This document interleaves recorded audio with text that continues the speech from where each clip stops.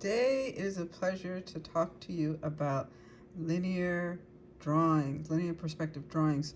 So I'm going to do a demonstration for an exercise that I'd like you to try. And this is going to be a 1-point linear perspective. Before I go further into the exercise, I'm going to first just show you some of the tools that I have pulled out. You don't have to have all these tools. It's a bit excessive, I think, but it's kind of fun. So I have an 8B pencil. I have a mechanical pencil that I think I have a 2B lead in or graphite in. I have a ruler. I have a right angle. I have some tape, pencil, a white eraser, and a pencil eraser. This is a white pencil eraser, which is nice for certain fine detailing, but a little bit overkill today, but it's kind of fun. And then I have a stump pencil. And what I have also here is a light box, because I have just regular copy paper. You think I would have something more luxurious than copy paper with all these great tools. But this is just regular copy paper, but I also have a grid paper underneath, and that is on top of a light box. So I have all these really fun little gadgets with me that are fun to use, and I wanted to pull them out to show to you. And let me kind of show you the drawing that we're going to do just here. And so we're doing a linear perspective drawing where we have a horizon line, we have one vanishing point, and we have forms below the vanishing line, below the horizon line, on the horizon line, and above the horizon line. So that we see that any forms that are below the horizon line, we can see on top of. Any forms on the horizon line or at eye level, we can't see above and below. We can only see like to the side and see the front of it. And then the form above the horizon line, we can see underneath and on the side. But we have these great orthogonal lines or converging parallel lines converging at the vanishing point. Okay, so we're going to work on this today. And it's kind of fun to play around with all these great little tools. But really, the truth is this. You really don't need all of this. If you have a piece of paper, like copy paper, or if you like sketch paper is fantastic, and if so is Bristol board. But if you just have copy paper and a pencil, that is perfectly fine.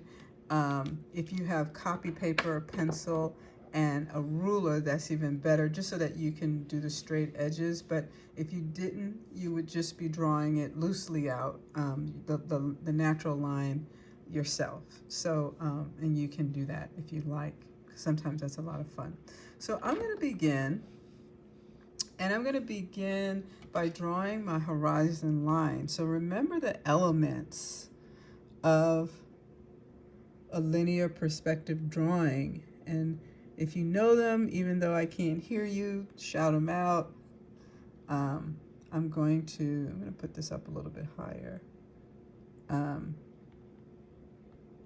drawing my horizon line, but if you know them, you're going to say horizon line, vanishing point, which that is. I'll put a VP there so that you know, and an HL for horizon line. And the third element, yes, it's orthogonal lines or parallel conversion lines, parallel lines that converge at the vanishing point. So that's what we're going to work on today. And what I'm going to do is I'm going to do start off with 3 squares, as I showed you in the finished piece. But they're going to be different sizes depending on how close or far away they are meant to be. So the one that's the closest, I'm going to make 2 inches. And again, you can choose. I'm going to move my chair so you'll probably hear a sound. I'm going to make things measuring. But if you didn't want to do yours 2 inches, that's fine. You do want to have some type of accuracy, but it doesn't have to be precise. So here I am marking off my 2 inches. And I'm drawing the line. And in this case, as you can see, or I hope you can see, I'm using my graph paper as my guide right now. And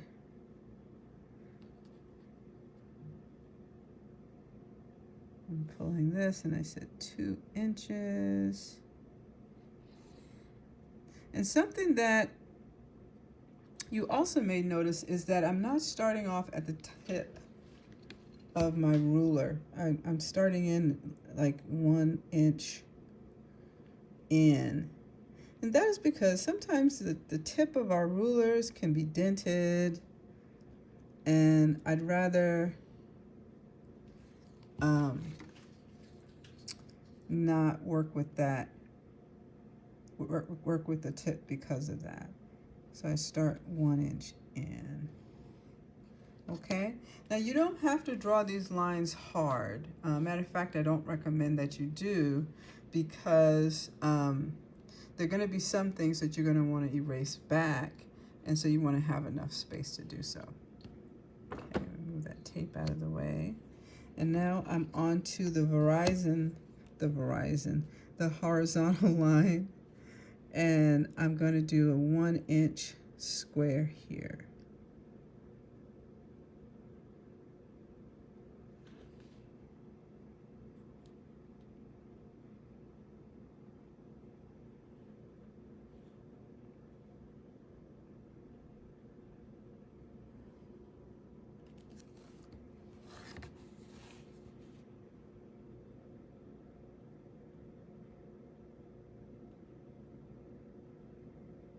Now, if this is the first time you've ever drawn a linear perspective drawing, you should give yourself an applause, because when you're first starting this, it may seem a little tricky at first. But learning how to do this through drawing is so important, because it allows you cognitively, this knowledge that you have, to go from your brain through your hand. And that is a cognitive process that's definitely worth engaging in, no matter what discipline you're working out of. So I have my second square, and I'm going to do my third one here, and I'm going to do this one 1/2 inch.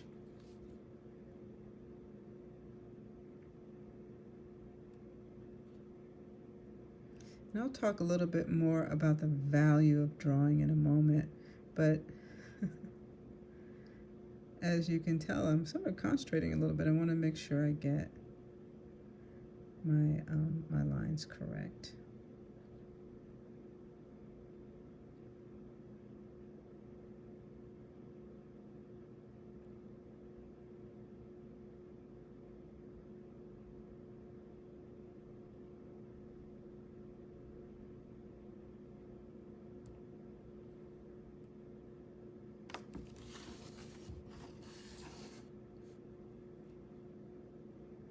Okay.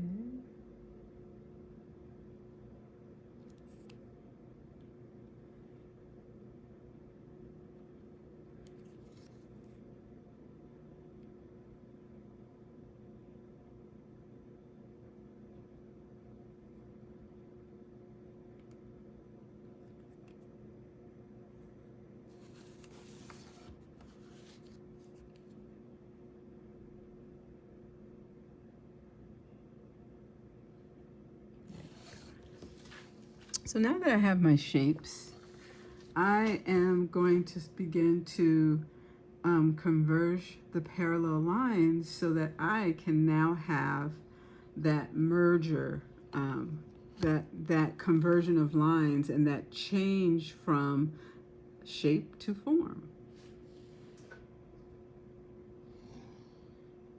So one of the things I was saying about the value of learning linear perspective, remember that all visual disciplines are engaged with linear perspective, especially, of course, in particularly those that are 2D disciplines, because linear perspective, of course, allows us the ability to provide the illusion of dimensionality or depth on a 2D surface, and that is a very exciting thing that we can do.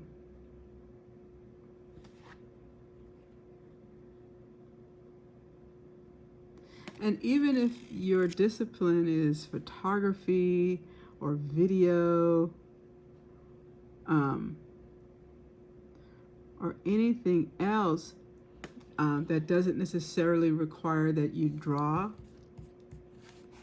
know that learning linear perspective through drawing allows you to sort of slow down and learn it, and to be able to have something that is in your brain that you understand, and how you can execute it through your hand. And so there's a whole process that then, once you are successful doing this, it will influence, if you're a photographer or even a filmmaker, it'll influence your compositions, so that you can tell your stories better.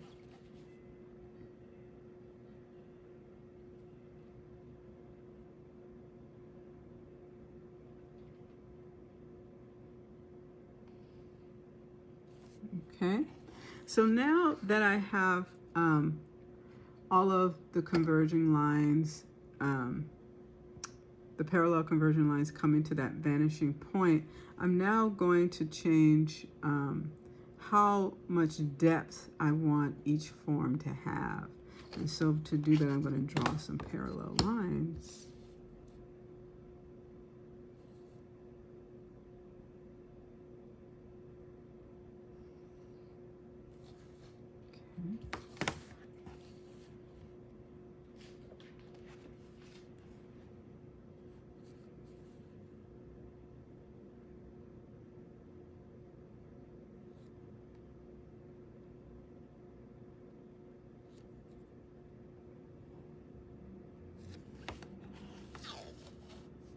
And I'm just making the decision myself where I want the form to stop.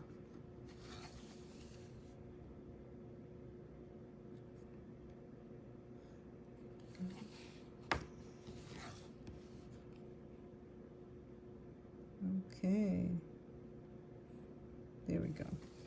So once I've done that, I'm going to turn off the light box so that, and see.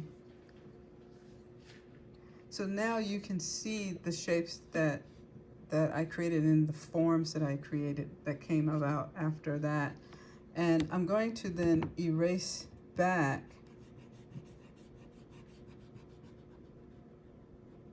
so that I don't have lines sort of going past the end of the form, right? And one of the things I could have also brought out was a nice fancy brush to brush away my eraser debris, which is really a nice supply to have too, another tool to have. And you know, for me, once you have these tools, if you take good care of them, you'll have them forever, which is a lot of fun, and they come in handy when you need them. Okay. So once you have this, and you can I could keep erasing to make sure everything is out. But what I would do next is some shading. because it can. Now, shading doesn't necessarily have to be part of linear perspective drawing, but it's not, there's nothing wrong with using it, the same as if you want to use some color with this.